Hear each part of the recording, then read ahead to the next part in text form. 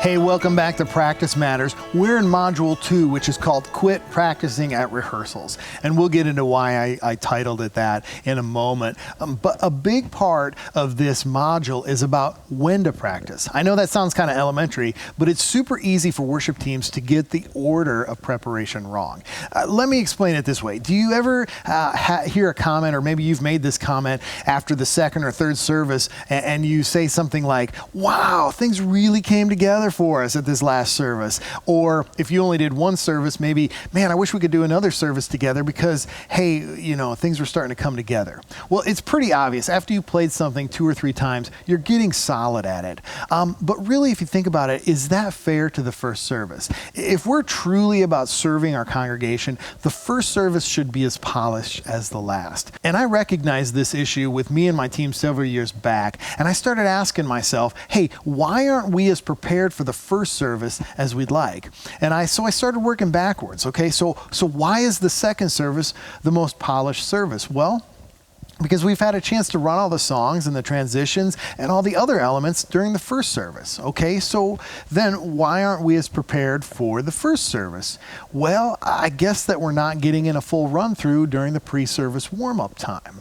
Okay, so why aren't we getting the full run through then during the pre-service warm-up time? Well, it seems like we're still working out some of the bugs and the kinks and the issues in the songs and in these transitions that we're doing.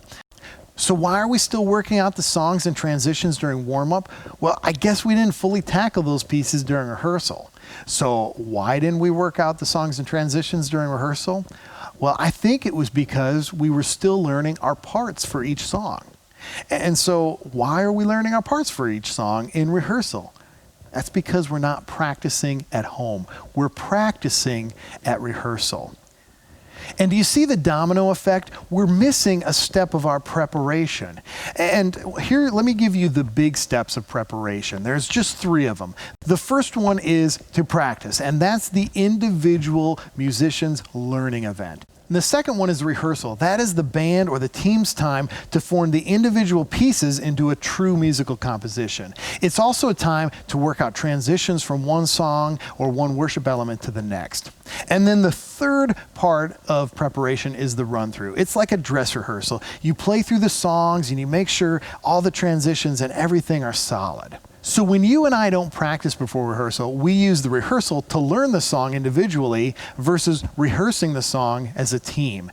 And so then when we come together for our sound check and our warm-up before the first service, we finally start rehearsing the song then. And then our first service, we're finally doing the first run-through or the dress rehearsal. So when we as individuals learn our songs in personal practice time, the rehearsal then becomes about the team working together to shape the songs and the segues into something that encourages people to meet with God. And besides the songs and the sets not being as well executed as they could be, there are also other consequences to failing to prepare well.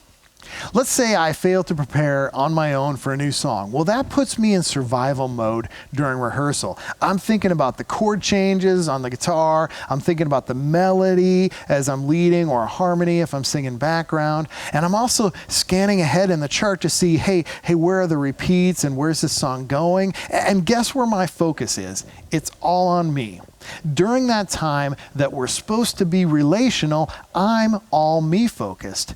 And a band full of me focused people is not a band. It's a group of musicians playing the same song on the same stage in the same key at nearly the same time. And here's what happens. We end up disrespecting each other's time. We're robbing our team members and our leaders of their time. And we're not loving and serving our church to the full extent. You know, we also miss out on the chance to fully enter into worship because we're focused on all the mechanics, so we're shortchanging ourselves. And also, we're just not giving our best to the Lord. Let me read to you a passage from Malachi chapter 1. And I'm reading from the Message paraphrase, so it's going to sound a little different here. But this is the prophet Malachi delivering a message to Israel that's a conversation between God and his people. And so Malachi is actually transcribing a conversation for us. And it starts in verse 2, and it says this: God said, I love you. And you replied, really? How have you loved us? And then God goes on to explain how faithful he is to them and how much he loves them. And then in verse 5, Malachi continues presenting this conversation with this. God said, "Isn't it true that a son honors his father and a worker his master? So if I'm your father, where's the honor? If I'm your master, where's the respect? The God of angel armies is calling you on the carpet. You priests despise me." And you say, "Not so. How do we despise you?" "By your shoddy, sloppy, defiling worship." And you ask, "What do you mean defiling? What's defiling about it?" When you say the altar of God is not important anymore, worship of God is no longer a priority, that's defiling. And when you offer worthless animals for sacrifice and worship, animals that you're trying to get rid of, blind and sick and crippled animals, isn't that defiling? Try a trick like that with your banker or your senator. How far do you think you'll get? God of angel army asks you. You know, it's interesting. That conversation was addressed to priests.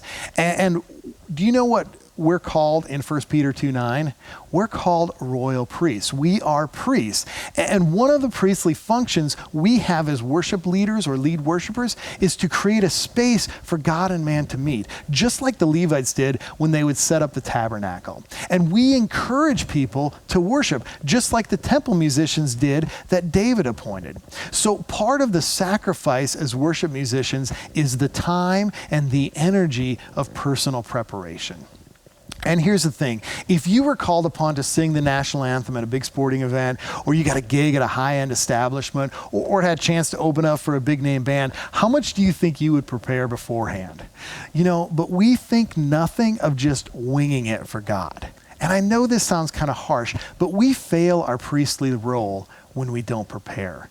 You know, through the prophet Malachi, God called Israel's worship shoddy, sloppy, and defiling. And none of us want our worship of God to be described as that. Now here's the thing. Please don't hear this and think that the whole point of this is to put in more and more and more hours of practice and rehearsal.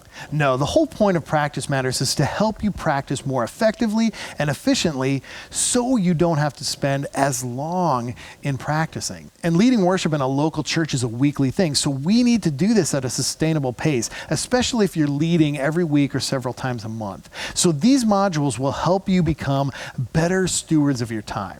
So to wrap up this session, I want to just talk about how you should show up to rehearsals and to sound checks. So the first thing is this: arrive before the posted start time and be ready to play or sing by the start time. So my team, we actually changed it to ready to play time. And what we want to do is be there ready to go at the start time. And when we say ready to play, that isn't just musical. We want to have fun. And speaking of fun, you need to come to rehearsal with the expectation of having fun. Sure, you're going to work, but this is playing music. We're not digging ditches in the middle of July. This is a good time, or at least it should be.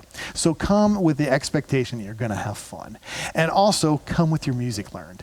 And in another session, we're going to define how well we should have our music learned before we come to rehearsal and before we come to services.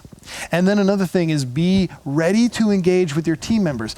Remember, this is a relational time.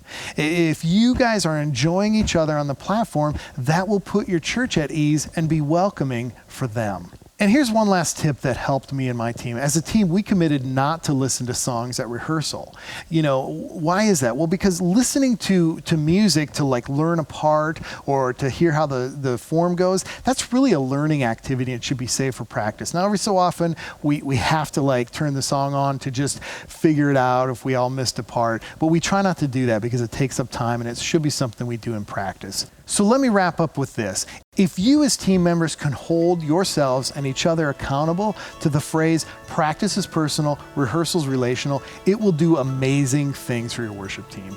So that's it for this session. I hope you have a great discussion time and we'll see you in the next session.